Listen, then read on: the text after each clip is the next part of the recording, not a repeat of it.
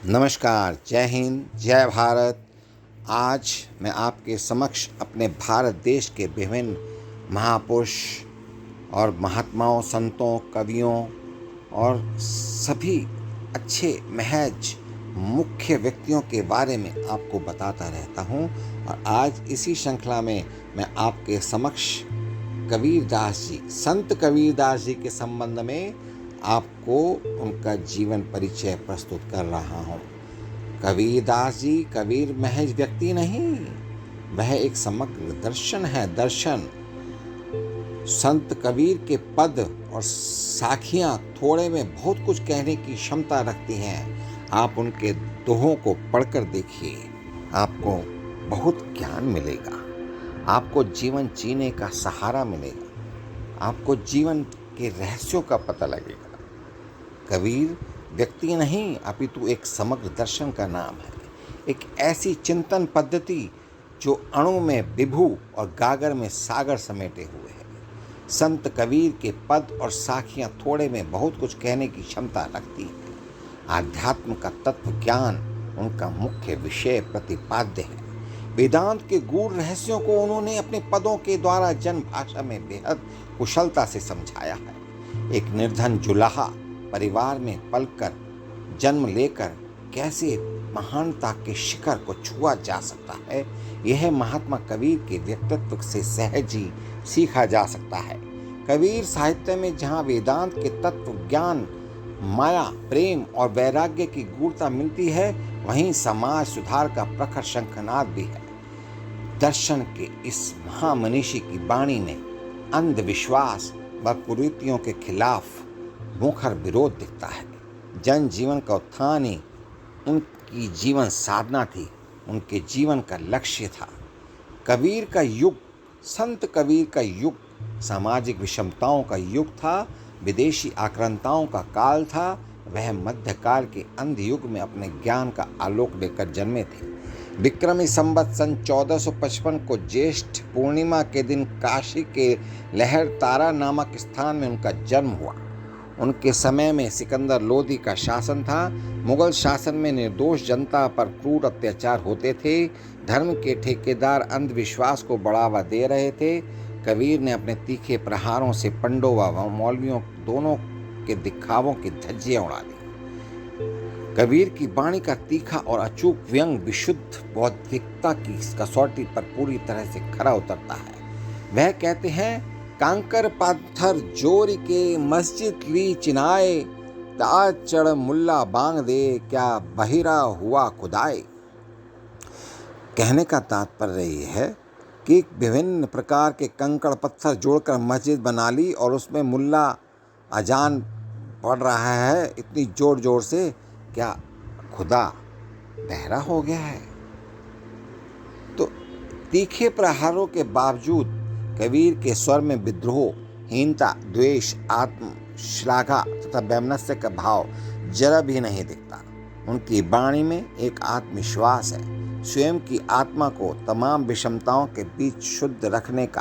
तभी तो वे सुर, नर, मुनि सभी को आत्मिक शुद्धता को चुनौती देते हुए कह उठते हैं, झीनी झीनी बीनी चदरिया, इंगला पिंगला ताना भरनी, सुषमन तार ते बीनी चदरिया, 8 कंबल 10 चरखा डोले, 5 तत्व गुण 3 चिदरिया, जाको सियत मास 10 लागे, ठोक ठोक कर बीनी चिदरिया, सो चादर सुर नर मनी ओढ़ी, ओढ़ी के मैली कीनी चदरिया, दास कबीर जतन जतन सो ओढ़ी, ज्यों की त्यों धरी दीनी चदरिया। कबीर के चिंतन में उपनिषदों की माया संबंधी विचारों का गहरा प्रभाव परिलक्षित होता है। जिस प्रकार आचार्य शंकर माया महाठगनी कहकर आत्म पथ के जिज्ञासुओं को सांसारिक लोभ लालच से निर्लिप्त रहने की सलाह देते हैं, उसी प्रकार से संत कबीर भी जगत को मिथ्या मानकर कहते हैं कि परमात्मा से विलग होकर आत्मा जगत के मोह माया में लिप्त होकर अज्ञानवश भटकती रहती है। माया दीपक नर पतंग, भ्रमि भ्रमि इमय पंडित, कहे कबीर गुरज्ञान से एक आध उबरंत। कबीर कहते हैं कि माया बुद्धि को भ्रमित कर जीवन परमात्मा में द्वैत का भाव उत्पन्न कर देती है। काम, क्रोध, मद, मोह, मत्सर नामक इसके 5 पुत्र हैं जो सांसारिक जीवों को तरह तरह से सताते हैं। इनका असर इतना गहरा होता है कि शरीर की समाप्ति के बाद भी इनके संस्कार समाप्त नहीं होते। माया रूपी फंदे से केवल गुरु कृपा ही बचा सकती है। इसलिए उन्होंने श्री गुरु को ईश्वर से भी ऊंचा माना है। जैसे कि बलिहारी गुरु आपने जिन गोविंद दिए बताए। कहने का तात्पर्य, गुरु गोविंद दो खड़े काकू लागू पाए, बलिहारी गुरु आपने जिन गोविंद दियो बताए। कहने का तात्पर्य कि मेरे समक्ष गुरु भी है खड़े हैं और श्री भगवान जी भी खड़े हैं, मैं सबसे पहले किसके पैर छूं? तब उनका कहना ये है कि सबसे पहले मैं गुरु जी के पैर छूँगा, क्योंकि उन्होंने ही तो मुझे भगवान से मिलाया है। यह कहकर उन्होंने गुरु को बड़ा रूप दिया है, गुरु की अभ्यर्थना की है। जानना दिलचस्प होगा कि कबीर के गुरु आचार्य श्री रामानंद सगुण राम के उपासक थे, जबकि कबीर ने अविनाशी राम के वेदांत के परब्रह्म की तरह अगम, अगोचर, अरूप, अनाम, निराकार तथा निरंजन के रूप में जाना। उन्होंने वेदांत से अद्वैतवाद व माया का तत्व दर्शन तो आत्मसात किया ही, सिद्धों तथा नाथ योगियों की योग साधना तथा हठ योग को ग्रहण किया और वैष्णव मत से अहिंसा तथा प्रपत्ति भाव। इस प्रकार कबीर ने सार सार को ग्रहण किया तथा जो कुछ भी थोथा लगा उसे उड़ा दिया। राम तत्व के मर्म को व्याख्यायित करते हुए वह कहते हैं, कस्तूरी कुंडली बसे मृग ढूंढे वन माही, ऐसे घटघट राम है दुनिया देखत नाही।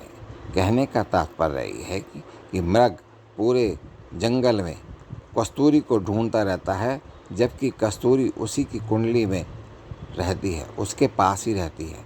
इसी प्रकार से हम राम को, भगवान को पूरी दुनिया में देखते हुए घूम रहे हैं, लेकिन राम तो घट घट में है, हमारे अंदर भी है। उनके राम कस्तूरी की सुगंध के समान सूक्ष्म है और हर किसी के अंतर में उसका निवास है। पर अज्ञानी मनुष्य उन्हें वनों और गुफाओं में तलाश रहा है। उनका संवेदनशील मन भ्रम जाल में उलझे संसार की पीड़ा को देखकर करा उठता है। चलती चक्की देख के दिया कबीरा रोए, दुई पाटन के बीच में साबुत बचा न कोय। भक्त कबीर के दोहे गागर में सागर के समान हैं। उनमें अद्भुत शिक्षण है, विलक्षण नीति है, नीतिमत्ता है और सहज प्रेरणा भी है। संत कबीर के इन जीवन सूत्रों को जीवन में उतार कर कोई भी निर्विकार और आनंदपूर्ण संतोषी जीवन जी सकता है। वह कहते हैं, बुरा जो देखन मैं चला, बुरा न मिलिया कोय, जो दिल खोजा आपना, मुझसे बुरा न कोय। बताइए कितना अच्छे अच्छे दोहों में उन्होंने रचनाएं प्रस्तुत की हैं कि वो, उनका कहना यह है कि मैं बुरा देखने के लिए, बुरे लोगों को देखने के लिए निकला, लेकिन कोई बुरा नहीं मिला, और जब मैंने अपना दिल खोजा तो मुझसे बुरा कोई नहीं निकला। धैर्य व संयम की सीख देते हुए संत कबीर मनुष्य को सतत आशावान रहने की प्रेरणा देते हैं। वह कहते हैं कि मन में धीरज रखने से सब कुछ संभव हो सकता है। जैसे कोई माली किसी पेड़ को रोज 100 घड़े पानी से सींच दे, पर फल तो उसमें अनुकूल ऋतु आने पर ही लगेगा। धीरे धीरे रे मना, धीरे सब कुछ होए, माली सींचे 100 घड़ा, ऋतु आए फल होए। कबीर की लोक मंगल की भावना उन्हें विशिष्ट बनाती है। वे अपने जीवन में बस यही चाहते हैं कि सबका भला हो। कबीरा खड़ा बाजार में, मांगे सबकी खैर, ना काहू से दोस्ती, ना काहू से बैर। अनियंत्रित सांसारिक कामनाएं और चिंताएं ही कष्टों की जड़ है। जिसने इन कामनाओं पर विजय पाली, वस्तुतः वही इस संसार का राजा है।